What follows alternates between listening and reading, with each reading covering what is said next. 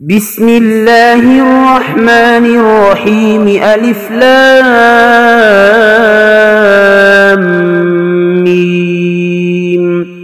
ذلك الكتاب لا ريب فيه هدى للمتقين الذين يؤمنون بالغيب ويقيمون الصلاة ومما رزقناهم ينفقون والذين يؤمنون بما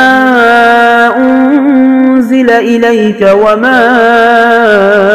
أنزل من قبلك وبالآخرة هم يوقنون أولئك على هدى من ربهم وأولئك هم المفلحون إن الذين كفروا سواء عليهم أأنذرتهم أم لم تنذرهم لا يؤمنون ختم الله على قلوبهم وعلى سمعهم وعلى أبصارهم غشاوة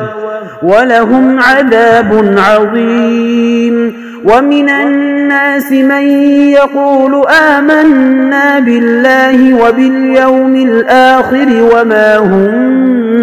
بمؤمنين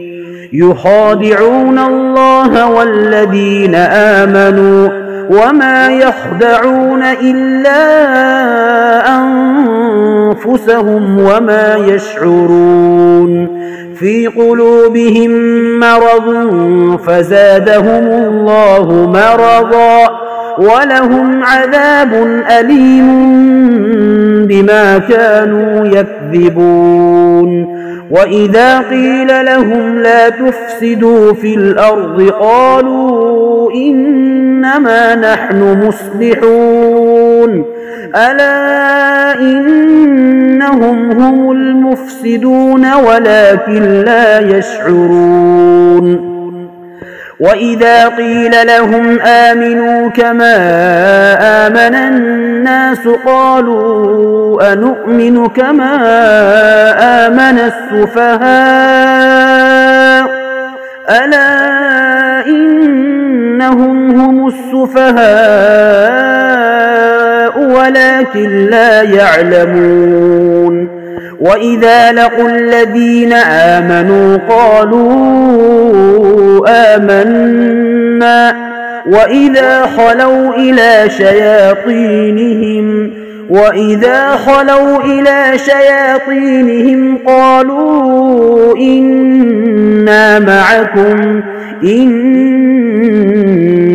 نحن مستهزئون الله يستهزئ بهم ويمدهم في طغيانهم يعمهون أولئك الذين اشتروا الضلالة بالهدى فما ربحت تجارتهم وما كانوا مهتدين مثلهم كمثل الذي استوقد نارا فلما أضاءت ما حوله ذهب الله بنورهم وتركهم في ظلمات لا يبصرون صم بكم عمي فهم لا يرجعون أو كصيب من السماء